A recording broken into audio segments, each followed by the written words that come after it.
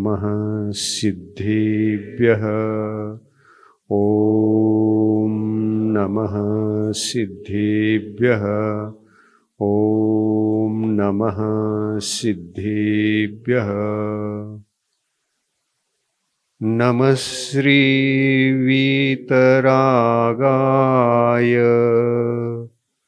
सर्वज्ञाय नमोस्तुते। हितोपदेशिने तुभ्यं नमोस्तु परमात्मने। नमोस्तु परमात्मने। पंच परमेष्टि भगवान की, संत शिरोमणि आचार्य गुरुवर श्री विद्यासागर जी महाराज की, आचार्य प्रवर श्री समय सागर जी महाराज की, अहिंसा परमो धर्म की। शिक्षा गुरु श्री नियम सागर जी महाराज की।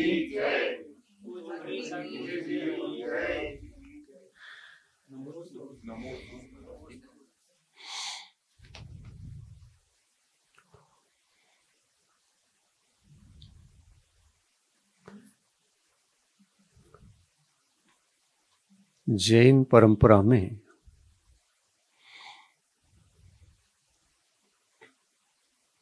धर्म है, धर्म के आचार विचार हैं, और वह धर्म भी 3 प्रकार का है।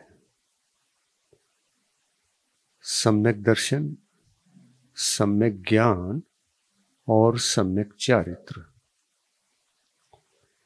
ये तीनों, अगर तीनों में से एक भी ना हो,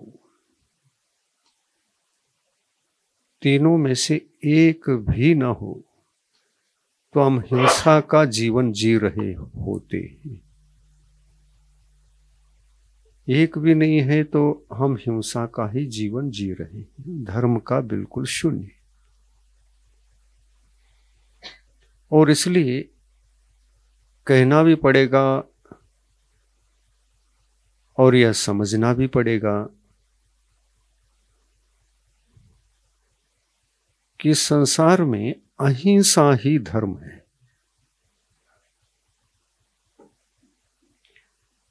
अहिंसा ही धर्म है। यदि ऐसा कहते हैं कि अहिंसा धर्म है, यदि ऐसा कहते हैं कि अहिंसा धर्म है,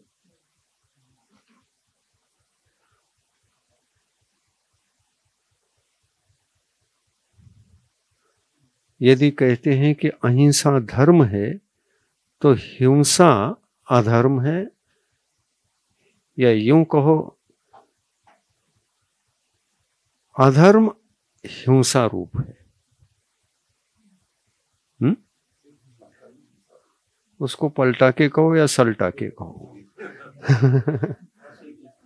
एक ही अर्थ है। अधर्म का तात्पर्य हिंसा और धर्म का तात्पर्य अहिंसा। परंतु यही हिंसा और अहिंसा 2 तरह का है। हिंसा भी 2 तरह की है और अहिंसा भी 2 तरह की है। हिंसा यदि 2 तरह की है तो अहिंसा को तो 2 तरह की होना ही पड़ेगा। हिंसा कैसी 2 तरह की है? एक बाहर घटित होने वाली हिंसा, जिसको हम द्रव्य हिंसा कहते हैं। इस विषय को समझना बहुत आवश्यक है। धर्म के सही स्वरूप को समझकर उसको जीवन में आप उतारना चाहते हैं, सुखी होना चाहते हैं आत्मिक रूप से, तो द्रव्य हिंसा को तो त्यागना ही पड़ेगा।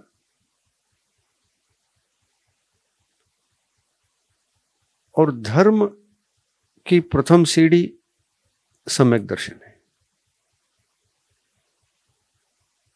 तो सम्यक दर्शन धर्म के घातक, हिंसक, विनाशक, उसको यदि इस दृष्टि से देखें कि इसके भी दो भेद हैं क्या, हिंसा के, जो सम्यक दर्शन को घात करने वाले निमित्त हैं वो दो तरह के हैं क्या, वो हिंसा रूप हो, दो तरह से हो, है या नहीं? तो कहना चाहिए है। सम्यक्त्व का बाह्य हिंसा भी है और अभ्यंतर हिंसा भी है। इसी तरह से ज्ञान के लिए भी घटित करना और चारित्र के लिए भी घटित करना, दो दो हिंसा भी हैं तीनों के, दो दो हिंसा भी हैं तो दो दो अहिंसा भी है।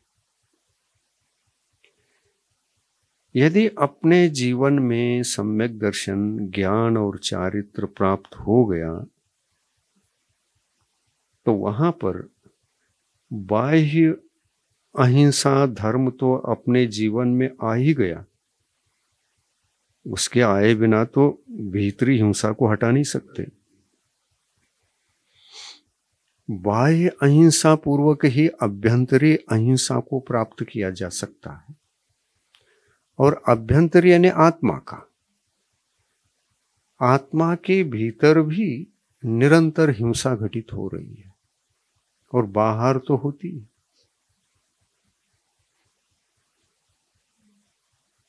ठीक है,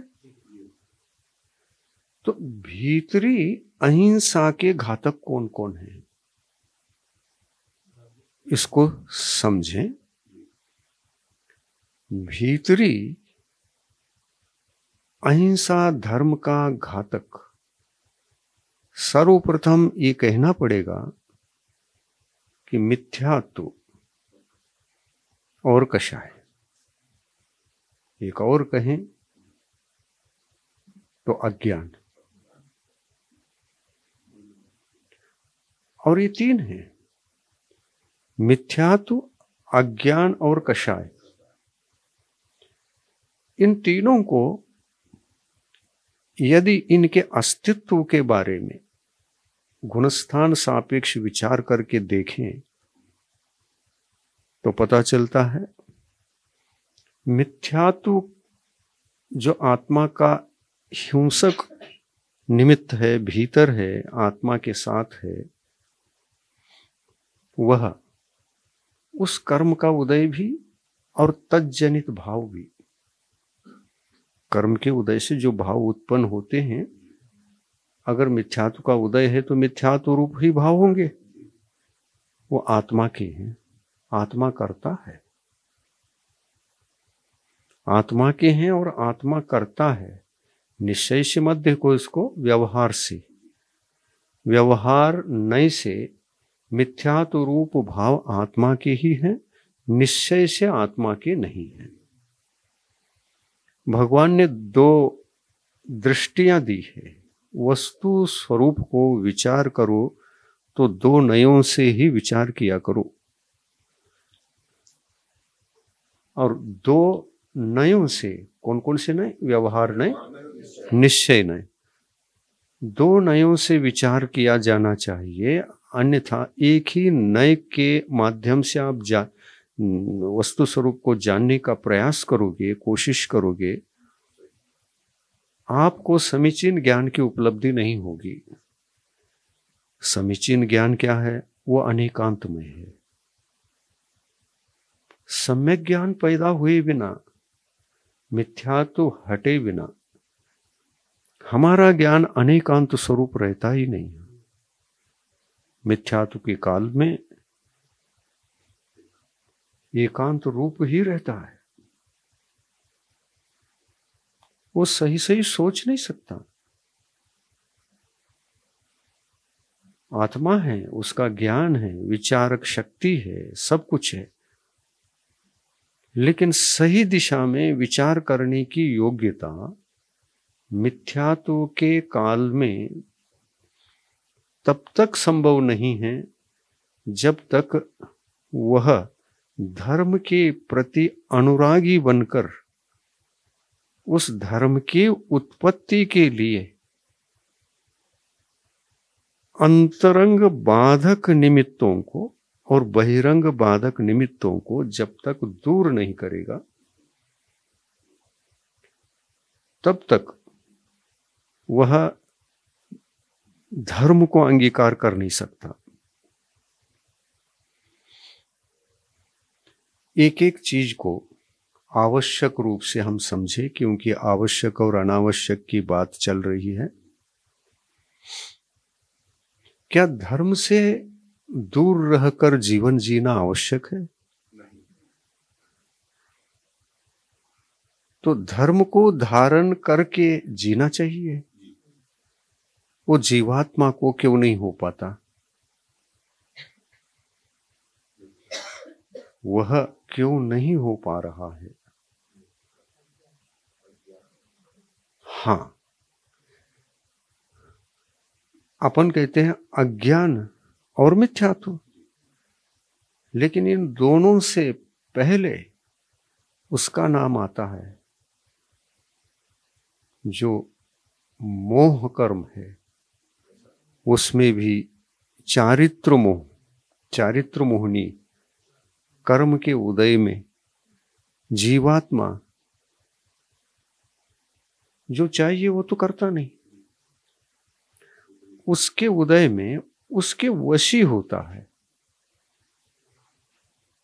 और निस्वार्थ होकर के वह विचार नहीं कर पाता, इसलिए उसको स्वीकार भी नहीं कर पाता। विचारवान होकर यदि हम वस्तु स्वरूप का विचार करेंगे और अनेकांत दृष्टि से करेंगे तो ही धर्म समझ में आने वाला है। व्यवहार से देखो तो वस्तु स्वरूप कुछ और तरह से दिखता है, और निश्चय से देखो तो और प्रकार से वह दिखने लगता है। इसमें एकांत नहीं पकड़ना। किसी ने कह दिया राग द्वेष आदि आत्मा के ही होते हैं, ये सम्यक एकांत है, लेकिन व्यवहार के दृष्टिकोण से है। और सभी नए, जितने भी व्यवहार नए, निश्चय नए, पर्यायार्थिक, द्रव्यार्थिक, बहुत सारे 36 प्रकार के नए हैं। आला पद्धति में इसका विश्लेषण आता है। नए वस्तु स्वरूप को यथार्थ रूप से जानने के माध्यम हैं। हाँ, प्रमाण नए रदिगम, प्रमाण और नए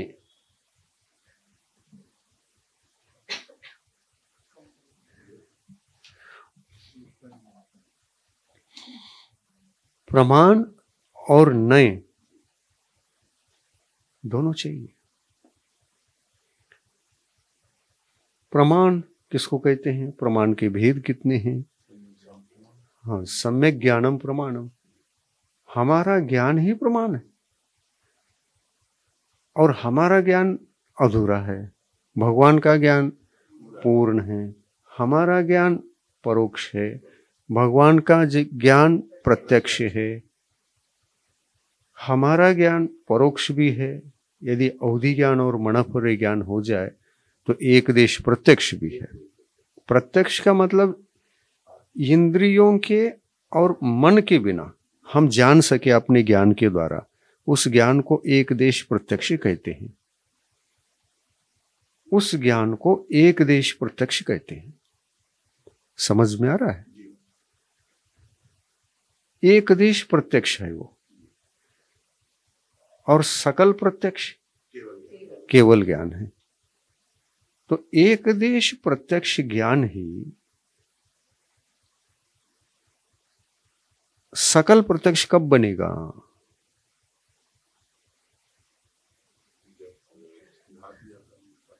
हाँ, जीव जब तक मोहनीय कर्म के वश में है, वश में है, वश में होना आवश्यक है क्या? नहीं है। वशी न होना यही आवश्यक है। कुंद कुंद स्वामी यही समझा रहे हैं। वो डीप बात समझ में नहीं आती। यही आयतन है। हाँ, जो हमारे लिए हित करे, सुख करे, हमारे लिए सतत निराकुल रखे और प्रति समय आनंद की अनुभूति कराएं, उसको कहते हैं आयतन। जो आयतन होता है वो आवश्यक होता है, और जो अनायतन होता है वो अनावश्यक होता है। जरा सा इस बात को हम घटित करके देख लें। हमारे लिए अज्ञान आयतन है क्या? अनायतन है। अनायतन है, अज्ञान मूल है। अज्ञान का तात्पर्य यह है कि हम वस्तु स्वरूप को ठीक से नहीं जानते। क्यों नहीं जानते? अज्ञान है। क्यों नहीं जानते? तो उस तरफ हमने पुरुषार्थ नहीं किया, प्रयत्न नहीं किया जानने का। और यदि जानने का प्रयत्न पुरुषार्थ कर लें कि अज्ञान टिक सकता है? उसमें हम स्वतंत्र नहीं है क्या? अज्ञान को छोड़कर ज्ञान के मार्ग पर चलना, इसके लिए हम स्वतंत्र नहीं। हाँ, जब तक हम प्रमाद के वशी, कषाय के वशी, कर्मों के वशी होकर जीवन जीते हैं, और ऐसा जीवन जीना ये हिंसा का मार्ग है, दुख का मार्ग है। ये जब तक चिंतन नहीं होता, ये विषय सामने नहीं आता, और उसको हे समझकर, ज्ञान को उपादेय समझकर जब तक उस जीवन वृत्ति से बाहर नहीं आते, तब तक ज्ञान भी सम्यक ज्ञान के रूप में हमको प्राप्त नहीं होता, अज्ञान ही रहता है। तो अज्ञान में ही जीव क्यों है, ये भी प्रश्न आता है। ये अज्ञान में क्यों है? तो फिर मोहनी कर्म के वश से। निस्वार्थ तो रहता ही नहीं। हाँ, हाँ, वो तो अग्रहित तो है ही। अग्रहित क्या है? अज्ञान मिथ्यात्व को, विनय मिथ्यात्व को, संशय मिथ्यात्व को, एकांत मिथ्यात्व को, ये जो 5 भाव मिथ्यात्व के भेद हैं, ये जहां अज्ञान मिथ्यात्व है वहां ये 5 आएंगे। एक भाव मिथ्यात्व कभी होता नहीं। 1, 2 या 4, 3 ऐसे नहीं होते। एक रहेगा, सब रहेगा। सबका मूल अज्ञान है। 5 में से सबका मूल अगर कोई है तो अज्ञान है। जहां अज्ञान है वो एकांत पकड़ेगा। अज्ञान के कारण से ही संशय पैदा होगा। ज्ञान होता तो संशय कहां से है? अज्ञान मूल है, अज्ञानी है। इसलिए चिंतन धारा विपरीत है। तो चिंतन धारा अगर विपरीत है तो वस्तु स्वरूप को वह एक ही दृष्टिकोण से देखता है। जब हम वस्तु स्वरूप को एक ही दृष्टिकोण से देखते हैं ना, हमारे विचारों को उस समय जो दृष्टि है उसी दृष्टि को, वो दृष्टि मिथ्या होने से एक समय के विचार को नहीं कहते हैं।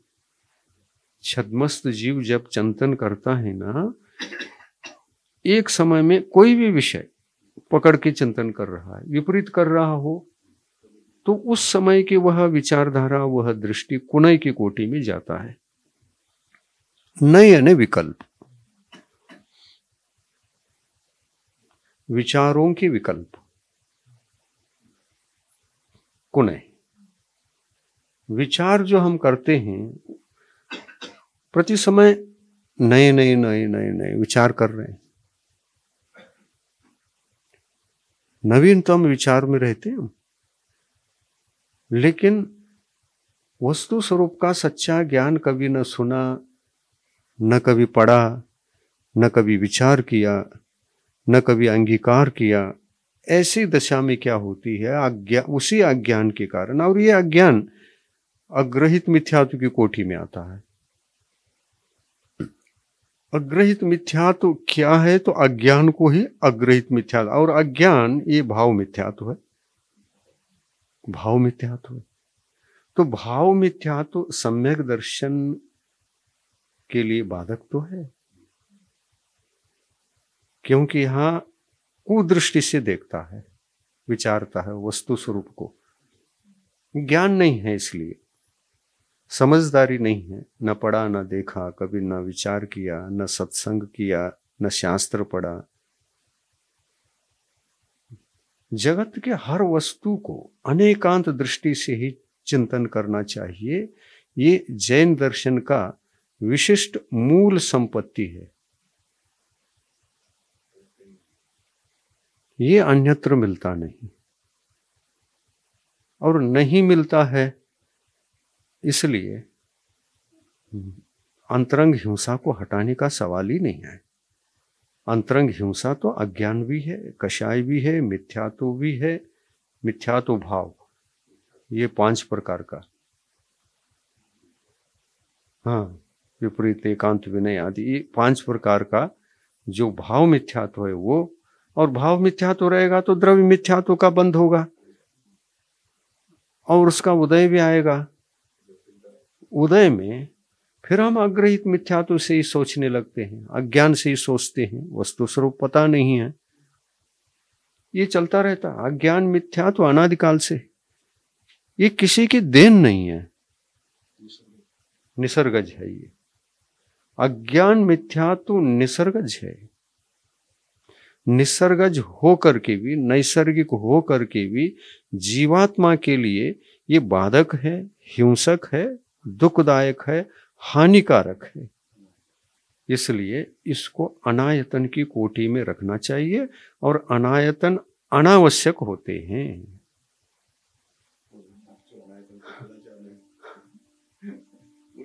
बहुत सरल है। जैन शासन के विषयों को समझना बहुत सरल है, लेकिन थोड़ा सा बेसिक ज्ञान होने पर, इन शब्दों का परिचय होने पर, इन शब्दों का लक्षण जो कहा गया है, उन लक्षणों का पता चलने पर चिंतन करना अत्यंत सरल हो जाता है। और ऐसी सरलता को प्राप्त करके सरलता से सब कुछ समझने के लिए स्वाध्याय निरंतर करना चाहिए। निरंतर स्वाध्याय करना आवश्यक है क्या अनावश्यक? स्वाध्याय आवश्यक, और स्वाध्याय से अरुचि ये अनावश्यक। तो आवश्यक अहिंसा का मार्ग है, आवश्यक स्वतः स्वयं अहिंसा का रूप है, क्योंकि उससे सुख की सिद्धि हो रही है, तो अहिंसा का मार्ग है। उससे यदि हमारे जीवन में सुख की सिद्धि हो रही है, शांति की सिद्धि हो रही है, सब कुछ अच्छाइयां प्राप्त हो रही हैं, तो इसको अहिंसा ही कहेंगे ना। इसको छोड़कर और कौन सा शब्द है? आवश्यक अहिंसा का रूप है, और अनावश्यक का सहारा हिंसा का रूप है। समझ में आ रहा है? समझने का प्रयास करो। ये बहुत सारभूत बातें हैं, समझाते समय आसानी से पकड़ में आना चाहिए। सारभूत बातें हैं। हर क्षेत्र में संसारी जीव दोनों प्रकार के मार्ग से मार्ग को चल सकता है, मार्ग को या मार्ग से चल सकता है। कौन से दो मार्ग? एक अज्ञान का, एक ज्ञान का, एक सम्यक्त्व का, एक मिथ्यात्व का, एक चारित्र का, एक असंयम का, एक अहिंसा का, एक हिंसा का, एक सम्यक्त्व का, एक मिथ्यात्व का, एक ज्ञान का, एक अज्ञान का, एक असंयम का, एक संयम का। अपोजिट सब जगह है, एक गुण का और एक दोषों का।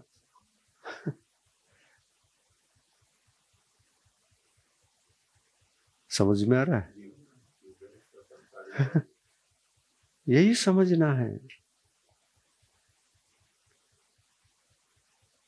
दोषों को दूर करने के लिए गुणों का ज्ञान, गुणों की श्रद्धा और गुणों का आचरण आवश्यक है। सम्यक दर्शन अगर सभी जीवात्मा के अनंत गुणों में से प्रथम गुण है, जिस गुण के प्रकट हुए बिना तो अन्य अनंत गुणों को आप जगा नहीं सकते, अपने में जगा ही नहीं, एक भी गुण नहीं जग सकता। और इसके जगने पर सम्यक ज्ञान जगता है, जो अनेकांत स्वरूप है, अनेकांत को जानता है, वस्तु स्वरूप का विवेकपूर्ण विचार कर सकता है, वो सम्यक ज्ञान है, वो जग जाता है।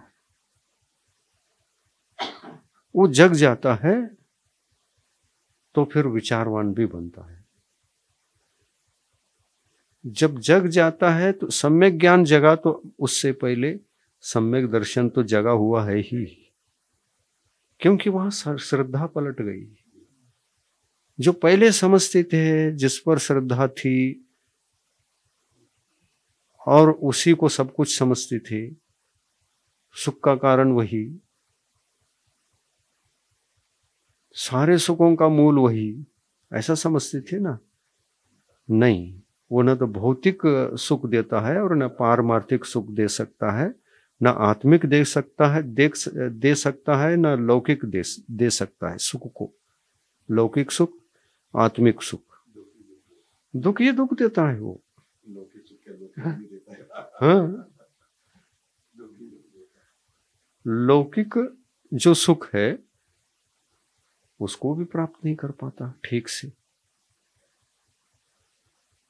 तो देखिए, जो सम्यक ज्ञान है वो हो तो लौकिक सुख को भी भरपूर भोग सकता है, वो प्राप्त कर सकता है, भोग सकता है। धर्म के ज्ञान को प्राप्त किए बिना, स्वाध्याय के बिना, यूं समझो आप संसार के जीवन को भी व्यवस्थित जी नहीं सकते। जी सकते हैं क्या? धर्म आपको ऑलराउंड बना देता है, ऑलराउंड सभी सुखों को भोगो आप।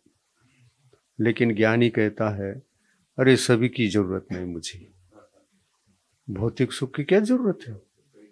असली सुख तो आत्मा का सुख है, वो एक बार प्राप्त हुआ तो अनंत काल तक मेरे साथ रहने वाला है, और ये तो छूटेगा उस समय। अगर कोई आत्मा सम्यक दृष्टि भी है तो विषय सुख में तो हे बुद्धि रहती ही है, भले ही त्याग नहीं कर पा रहा हो, हे बुद्धि तो है ही, हे बुद्धि होती है हमेशा।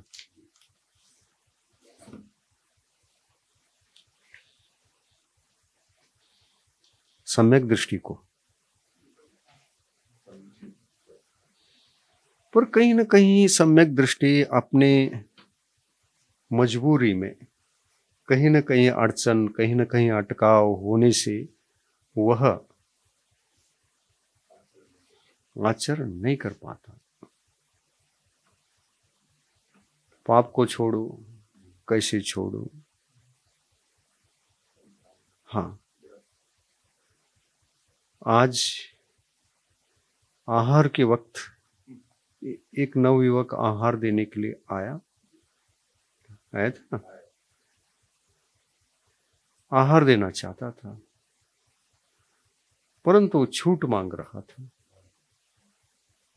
कुछ समय के लिए त्याग करा दो, हमेशा के लिए तो सोचना पड़ेगा, क्योंकि कुछ वस्तु ऐसी हैं मेरे जीवन में मैं सेवन करता हूं।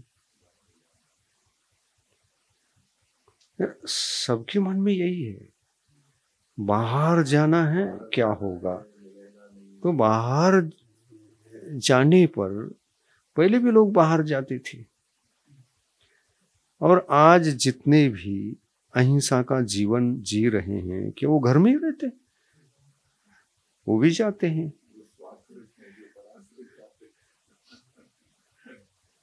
सभी जाते हैं बाहर, लेकिन जो हमारे लिए कठिन लगता है, ये नहीं छोड़ सकता, ये नहीं छोड़ सकता, वो नहीं छोड़ सकता। हमारी मानसिकता है वो। छोड़ने के मार्ग हैं, और छोड़ने पर हमारे लिए उस जगह कोई ना कोई वस्तु हेल्प के रूप में रहती, लेकिन विचारों में नहीं आ रहा है ना, समझदारी नहीं है, चिंतन नहीं है, और पाप से भय नहीं। हाँ, पाप से भय है ही नहीं। उनको समझाया गया आज कि आप हैं, आप किसी न किसी को खा रहे हैं, जीव को खा रहे हैं, आपके कारण से उसकी मृत्यु हो गई, क्योंकि आपको वो वस्तु अनिवार्य आवश्यक लग रहा है, उपयोगी है, उसको त्याग नहीं कर सकते, हम त्याग नहीं कर सकते। और जब उसको खाओगे तो पर जीव को ही खा रहे हो।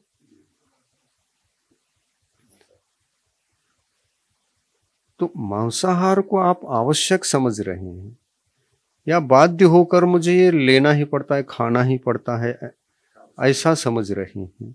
अरे उनको तो पूछो जो छोड़ चुके हैं, बाहर जाने पर क्या करते हैं, इतना तो पूछो। इतना भी पूछोगे तो समझा देंगे आपको। अरे बाहर हम भी जाते हैं हम भी जाते हैं, आपको क्या पड़ा है उस चीज को खाना ही है। अरे बाहर जाते हैं तो जाते हैं, प्राण भी जाए, दूसरे मेरे निमित्त से दूसरे का घात नहीं होना चाहिए। उसके कलेवर को मुझे खाने का क्या अधिकार है, ऐसा विचार आना चाहिए।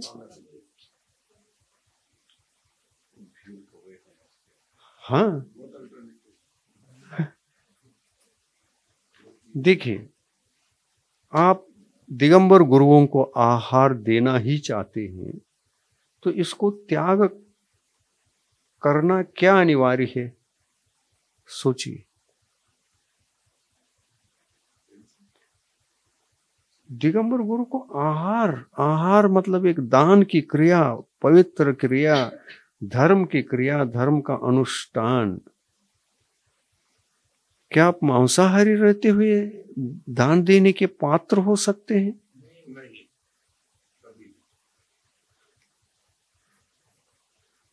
अरे सोले के कपड़े पहनने पर किसी को छू लिया तो आप कहते हैं पुनः स्नान करना पड़ेगा, कपड़ा बदलना पड़ेगा।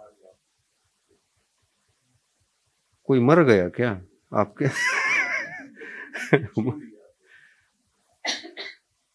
हाँ? छू लिया, और आप ऐसे वस्तुओं को खा करके आहार देने के लिए गुरुओं को पूछ रहे हो मैं दे सकता हूं क्या? और ये पता है प्रत्येक के घर में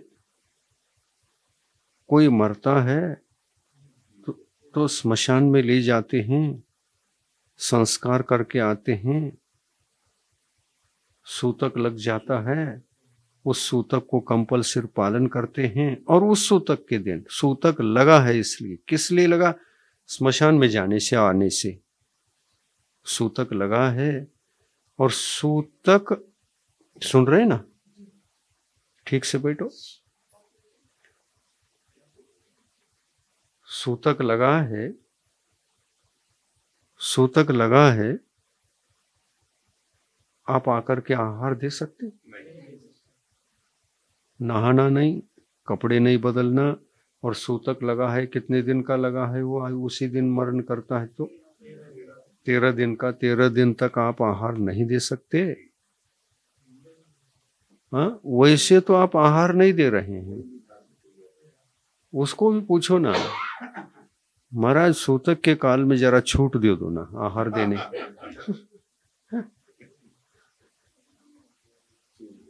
छूट दे दो, सूतक लगा है लेकिन थोड़ा बहुत छूट दे दो हमको। 10 दिन तो पार हो गए हैं, 11वां दिन है आज, चलता है क्या?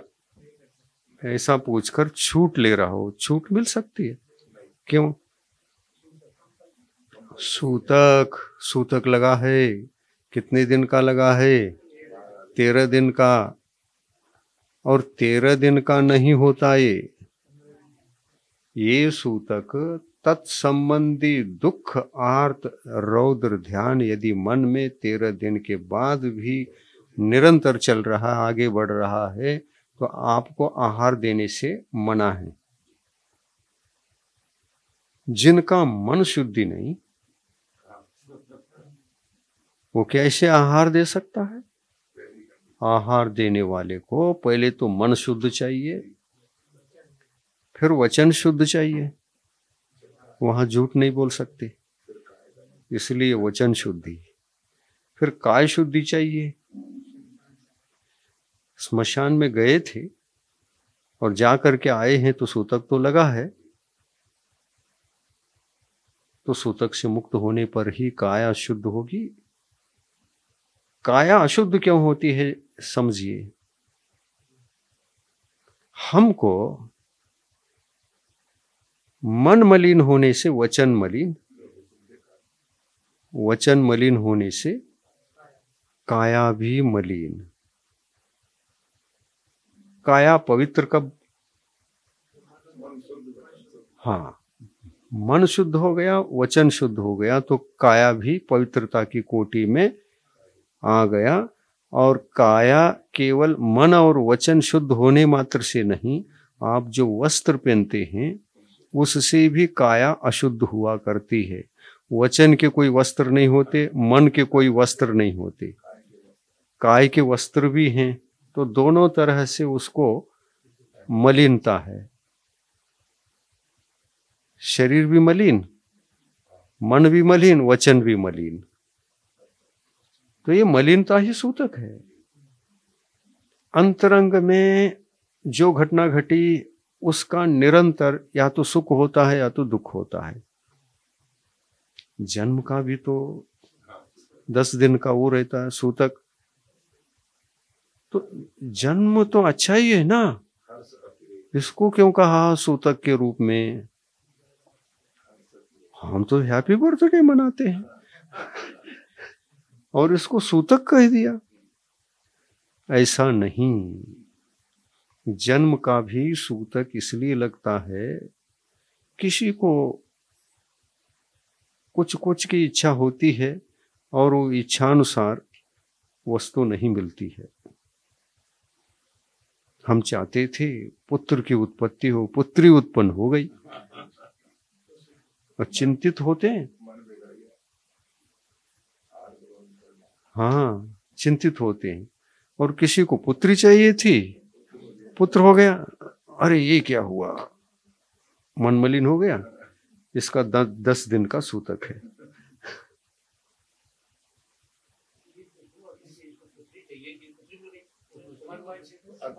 वो हैप्पी बर्थडे मनाता है, लाडू बांटता है, पेड़ा बांटता है, केक काटते हैं घर के लोग। हाँ,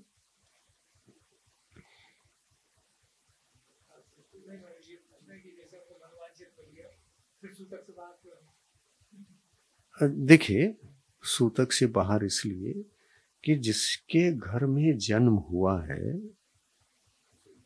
मलिनता तो 45 दिन की बताई है।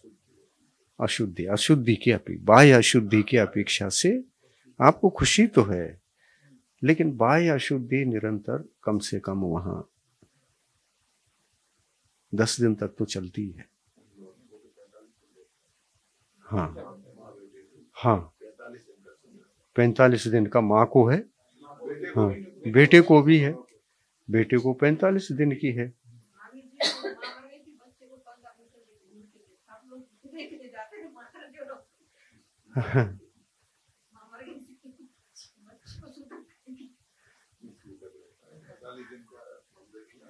नहीं नहीं, 45 उसको देखिए आप, उसको वस्तुतः सूतक नहीं है, लेकिन माँ को भी जाएगी तो माँ ही ले जाएगी, जाएगी तो माँ ही ले जाएगी ना। और माँ जा रही है तो बच्चे को ले जाएगी। तो माँ के गोदी में बेटा रहता है जो, उसको भी लगता है, वो छुआछूत का मात्र है, मन का नहीं है उसको। मन का सूतक तो बच्चों को होता ही नहीं। कितने सरल रहते हैं। भगवान ने कहा ये 12वें गुणस्थान देखो ऐसा होता है, और तो हमारे भी ऊंचे हो गए ये सब। अपन तो 6 सप्तम गुणस्थान में हैं और वो 12वें में। बच्चों का उदाहरण दे दिया। मन इतना सरल, जरा भी टेढ़ा मेढ़ा नहीं, मायाचार नहीं, क्रोध नहीं, कपट नहीं। आप निमित्त बनकर क्रोध जगाते हो तो क्रोध करते हो, बाकी वो केवल ज्ञानी के समान वीतरागी रहते हैं।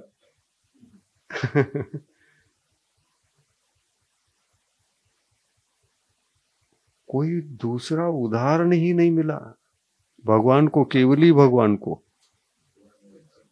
हाँ, 12वें गुणस्थान के 11वें गुणस्थान के वीतराग दशा कैसी होती, इनका उदाहरण बनाया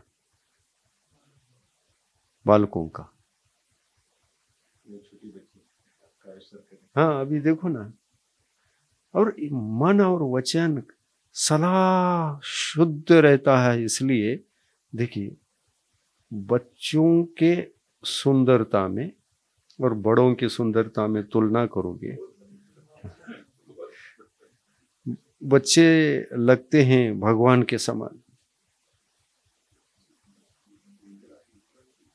आप कितने आकर्षित होते हैं, ऐसा अगर बैठ गया भगवान जैसे लगते। इतने मनोज्ञ बाहर से ही हैं, तो अंतरंग से भी होना ही चाहिए, है ही भी। बच्चे अंतरंग से भी मनोज्ञ हैं और बाहर से भी। और ऐसे बैठ गए तो फिर तो अलग ही लगते हैं वो। इसलिए भगवान ने उदाहरण दिया है।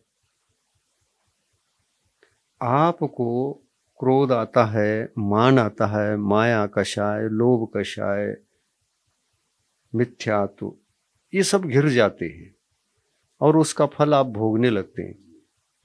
और कभी ऐसा भी विचार आता है आपको, ये सब कुछ जो मेरे जीवन को बिगाड़ रहे हैं, क्रोध, मान, माया, लोभ, कषाय, मिथ्यात्व, अज्ञान इत्यादि, इसको मैं कैसे त्यागूं, कैसे जीतूं। ये जब मन में प्रश्न आता है, तब आपको बच्चों को याद करना चाहिए। अपने बच्चों को देखो। जब गुस्सा आता है तो अपने बच्चे को देखो। गुस्सा तेज होता है क्या, दब जाता है? दब जाएगा। हाँ, अगर बच्चे नहीं हैं तो फिर मंदिर जाओ, या तो साधु संतों को देखो, वीतरागी, या तो भगवान है या तो बच्चे हैं। इसलिए किसी ने वो भजन लिखा है ना, बच्चे मन के सच्चे। हाँ, तारे भगवान की उपमा दी। हाँ, भगवान को लगते प्यारे भगवान को प्यारे लगे इसलिए 12वें गुणस्थान को उन्होंने इन्हीं को उठा करके रख दिया। उदाहरण दे दिया। यथाख्यात चारित्र का नाम है 11वें गुणस्थान का और 12वें गुणस्थान का। यथाख्यात का क्या अर्थ है? यथाजात। यथाजात का मतलब क्या अर्थ है? बालकवत। यथाजात, जैसे बालक जन्मा है, वस्त्र सहित नहीं जन्मा, कोई आशा नहीं, अपेक्षा नहीं, निर्मल मन निर्मल वचन के साथ ही जन्मा है, तो उसको कहते हैं यथाजात।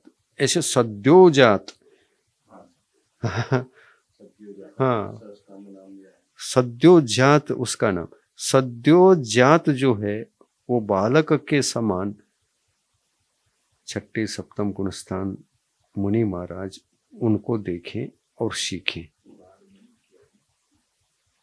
बच्चे 6 सप्तम गुणस्थान वर्ती मुनियों के शिक्षा गुरु हैं।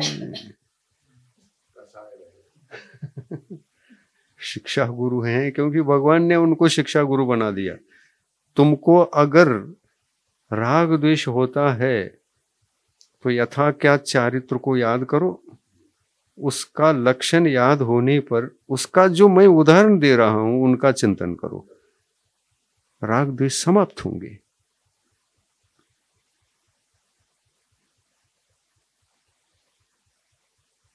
इसलिए चित्त जाए तो बच्चों की तरफ जाएं और बच्चे न मिले तो भगवान के तरफ जाएं, और ये दोनों न मिले तो गुरु के तरफ जाएं। अन्यथा दुनिया में देखने लायक और कोई भी नहीं है। अपने को कषाय से बचने के लिए, मिथ्यात्व से, अज्ञान से, क्रोध से, मान से, माया से, लोभ से बचने के लिए ये 3 ही है।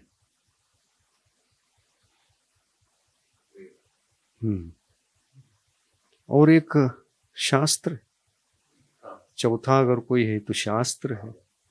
शास्त्र क्या है? तो गुरुओं की वाणी है। या तो गुरुओं की वाणी पढ़ो या गुरुओं की वाणी सुनो या तो गुरु को देखो। तो ये भी एक निमित्त है। ये 4 के बिना दुनिया में और कुछ साधन नहीं है जो अपने आप को हम शांत कर सके, कषाय से हम मुक्त हो सके, कषाय को जीत सके। कोई उपाय नहीं, 4 ही उपाय। इसलिए हमको ये विचार करना है, अनावश्यक जीवन जीना हमको समाप्त करना है। समाप्त करना है तो कैसे समाप्त करना है? तो प्रति समय आप जो भी कार्य करते हैं उससे 1 मिनट पूर्व वह कार्य आवश्यक लगता है कि अनावश्यक लगता है, इसका विचार करो। आवश्यक लगे तो वो धर्म है, अनावश्यक लगे अधर्म है। अधर्म संसार का मार्ग है और धर्म मोक्ष का मार्ग है। धर्म मोक्ष का मार्ग है। सम्यक दर्शन ज्ञान चारित्राणि मोक्ष मार्ग। सम्यक दर्शन, सम्यक ज्ञान, सम्यक चारित्र, इन तीनों का नाम है, तीनों के समावेश का नाम है मोक्ष मार्ग। मार्ग की उत्पत्ति असंयम के साथ हो ही नहीं सकती। असंयम चारित्र धर्म का अनायतन है। चारित्र धर्म का अनायतन कौन? असंयम। सम्यक ज्ञान का अनायतन कौन? मिथ्या ज्ञान, अज्ञान। और सम्यक दर्शन का अनायतन कौन? मिथ्या दर्शन। ये मिथ्या तो भाव मिथ्या तो 5 प्रकार का, ये सम्यक्त्व का अंतरंग अनायतन है। सम्यक्त्व के प्रति अंतरंग अनायतन है, आत्मा में है ना, अंतरंग है, इसलिए अंतरंग अनायतन है। और बाह्य अनायतन क्या है बताओ? बाह्य अनायतन 6 है ना, वही तो। हाँ, ये बाह्य अनायतन है। इनको अनायतन क्यों कहा बोलो? क्योंकि ये हमारे लिए अनायतन इस कारण से हैं, इनके सानिध्य से मुझे न ज्ञान का मार्ग मिलता है, न संयम का मार्ग मिलता है, और न सच्चा ज्ञान मिलता है। चर्चा भी नहीं मिलती, और इसलिए खुद ही अनायतन है। मुझे अनायतन का मार्ग क्या आयतन का मार्ग क्या दिखाएगा? मुझे आयतन का मार्ग क्या दिखा सकेगा ये जो खुद ही अनायतन है? इसलिए कहा ना, आयतन अनायतन का लक्षण देखिए क्या है। जो हमारे आत्मिक सुख के लिए कारण बन सकता है, कारण रूप है, वो आयतन है। और इससे विपरीत जो है, सुख का कारण बन ही नहीं सकता, वो अनायतन है। बस इतना ही है। आयतन अनायतन ये नए शब्द लगते हैं, लेकिन ऐसे कुछ ज्यादा कठिन वाले शब्द नहीं है ये। तो आवश्यक और अनावश्यक का जीवन, दोनों जीवन हम जी रहे हैं। क्यों? अज्ञान के कारण। क्यों? सजग नहीं है इस कारण। अज्ञान और सजगता नहीं है, अज्ञान है और इसलिए सजगता नहीं है, और सजगता और अज्ञान दोनों है, इसलिए हम अनायतन अनावश्यक के मार्ग को चलते रहते हैं। ये दुख का कारण है। तो कैसे करे, क्या करे? कुछ नहीं करो, पहला ज्ञानी बनो, स्वाध्याय करो, विचारवान बन जाओ। थोड़ा सा चिंतन करने के लिए मैटर उपलब्ध हो जाए, जैन धर्म के बेसिक नॉलेज को प्राप्त करो, तब कहीं जाकर आपको आत्म सुख का मार्ग मिलेगा। सम्यक दर्शन को भी प्राप्त करने के लिए थोड़ा बहुत तो बेसिक ज्ञान चाहिए, ऐसा नहीं बैठे बैठे हो जाएगा। कई लोग समझते हैं सुख का मार्ग जीव चलते हैं। ये कैसे चलते हैं? अरे वो तो चलने लग गया, वो काल लब्धि आ गया था इसलिए उनको मिल गया। अरे काल लब्धि स्वयं आपको उपकार करने आती है क्या? आपको मतलब वो आ करके देखो, आप हमारे द्वार खटखटा करके, हाँ, वो काल लब्धि ये कहेगी क्या कि मैं आ गई हूं और तुमको नियम से सम्यक दर्शन प्राप्त करना पड़ेगा? नहीं, कोई प्रेरक निमित्त नहीं। काल लब्धि अचेतन है, वो कोई जीव नहीं है। तो काल लब्धि के कारण से हम सम्यक दृष्टि कैसे बन सकते हैं? वो स्वयं आता है तो फिर तो जीव है क्या? वो आने वाला समय पर आकर के जगाएगा। हमको नींद लगी है और आकर के जगाता है? नहीं, हम अपने पुरुषार्थ से ही जगते हैं। अपने पुरुषार्थ से ही हमको सम्यक दर्शन होता है। हाँ, सम्यक दर्शन उत्पत्ति के काल में भी काल लब्धि है, उससे पहले भी काल लब्धि थी। काल तो सदा है, काल एक द्रव्य है जो निरंतर हमारे लिए वो सहयोग दे रहा है। लेकिन सम्यक दर्शन को प्राप्त करने के लिए वह स्वयं सहयोग देता है और बाद में हम जग जाते हैं, ऐसा समझना गलत है। हाँ, देव शास्त्र गुरु ये तो हो सकते हैं प्रेरक निमित्त। काल लब्धि की जगह अगर ये नाम लेते हैं जब गुरु मिलेंगे तब हमको सम्यक दर्शन होगा। ये फिर भी ठीक है, गुरु चेतन है, समझा भी सकते हैं, शिक्षा दे सकते हैं और सन्मार्ग बता भी सकते हैं। हाँ, काल से काल, हाँ ठीक है ना, बिल्कुल अच्छा है। कारक महत्वपूर्ण है। काल से और काल में, आपको काल से सम्यक दर्शन होना संभव है? और काल में होगा क्या नहीं होगा? होगा। कोई ना कोई काल आएगा, उस काल में मुझे सम्यक दर्शन होगा, परंतु जब होगा तब मैं पुरुषार्थवान ही रहूंगा, काल में ही होगा। और जब हो रहा होता है, काल नहीं जगा रहा है, काल में हो रहा है, काल से नहीं हो रहा है, काल में हो रहा है। वो काल लब्धि अपन क्या समझ बैठे हैं, काल से होगा, काल से होगा तो आएगा भी, मुझे जगाएगा भी, सम्यक दर्शन प्राप्त कराएगा भी। गलत हो जाता है ना, से और में का भी अंतर नहीं समझेंगे। हाँ, पूरा बदल गया। हाँ, सब जगह लगाओ ना फिर इसको। आपको नित्य भूख लगती है, भूख तो लगेगी लगेगी। हाँ, जब काल आएगा मेरी भूख को जगाएगा। काल में भूख जगती है कि नहीं? हाँ, तो काल से मतलब काल आएगा जगाएगा, तब हम वो करेंगे क्या, भोजन करेंगे। हाँ, और काल के पास भोजन है क्या? भोजन किसको बनाना पड़ेगा? हमको। भूख किसको बुझाना पड़ेगा? हम ही को। खाना किसको पड़ेगा?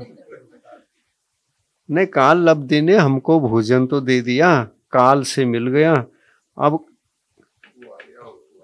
अब काल से ही मैं खाऊंगा, ऐसा कह सकते? काल से खाऊंगा,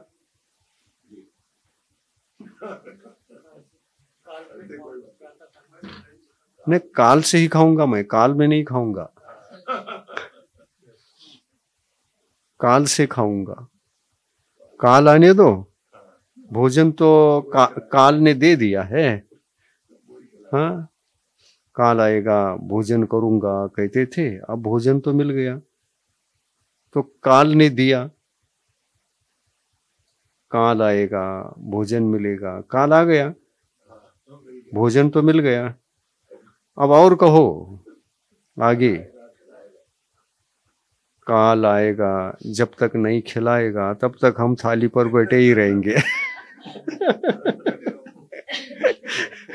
काल आएगा, जब तक नहीं खिलाएगा या आदेश नहीं करेगा, मैं भोजन नहीं करूंगा। हाँ, काल निवेदन नहीं करेगा तब तक खाऊंगा नहीं, तब तक भोजन भी नहीं होगा।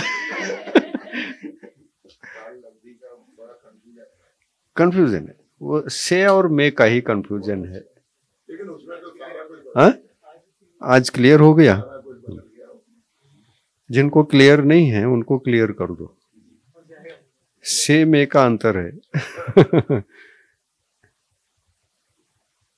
तो अज्ञान के कारण से हम जो वस्तु स्वरूप का विचार करते हैं ना, वो यही है कि से और में का फर्क मालूम नहीं। हाँ, और विचार कर डाला कैसे, काल आएगा, ये अपना विचार है, भगवान ने तो नहीं कहा है। भगवान ने कहा कि काल में होगा, तुम किसी काल में प्रयत्न कर लो, सम्यक दर्शन आपके पुरुषार्थ से किसी न किसी काल में होगा, लेकिन पुरुषार्थ आपका। हाँ, जिस काल में हुआ उसको कहते हैं काल लब्धि। काल के बिना तो कुछ होता ही नहीं है। काल के बिना क्या होता है बताओ? आप भोजन कर रहे हैं, काल द्रव्य सहायक है। वर्तना उसका निश्चय काल का लक्षण है, वो आपको हेल्प कर रहा है। हाँ, काल तो निरंतर खुद परिवर्तनशील रहते हुए अनंतानंत द्रव्यों को उनके गुणों के परिवर्तन में, पर्याय के परिवर्तन में, और गुण और पर्याय से युक्त जो द्रव्य होता है उसके परिवर्तन में, उनकी पर्यायों के परिवर्तन में सहायक निरंतर है। एक सेकंड के लिए भी रोक नहीं सकता उसको। स्वयं परिवर्तन होने के साथ साथ पर द्रव्यों को भी परिणमनशील रखता है। वो उसका कार्य है, उसका कर्तव्य है। तुम यदि काल द्रव्य हो तो सबको संभालो और खुद भी संभलो। उसका कार्य वही है, स्वयं परिवर्तनशील रहना और सबको परिवर्तनशील सदा रखना, ये उसका कर्तव्य। और कोई एक भी द्रव्य बचा नहीं। एक परमाणु से लेकर कितना भी कोई भी द्रव्य हो, वो सबको परिवर्तन करा भी रहा है और स्वयं भी साथ साथ अपनी उस लक्षण के कारण, उस योग्यता के कारण, जो परिणमन होना है जिसकी होना और सबको परिवर्तनशील बनाए रखना, ये उसका लक्षण होने से काल द्रव्य एक अपने आप में विशिष्ट कहलाता है। हाँ, बाकी आवश्यक विषय बच गए, अनावश्यक तो कुछ नहीं हुआ। तो आवश्यक बातें समझते समझते एक दिन भगवान की तरह हम आवश्यक में ही जिएंगे और वह आवश्यक मार्ग मिल गया तो फिर तो कुछ करना धरना कुछ भी नहीं। हाँ ठीक है, जिनवानी बोली। प्रभु देव तुम्हारे पवित्र मुख से निसृत जो शीतल वाणी, जग जन मन के मल को धोती, अतः कहाती जिनवाणी। जयवंतो माँ जग में तब तक जब तक सूरज चांद रहे, शीश नवाते कर्म हरो माँ, अब तक हम विषयांध रहे, अब हम ना विषयांध रहे। जिनवानी माता की जय।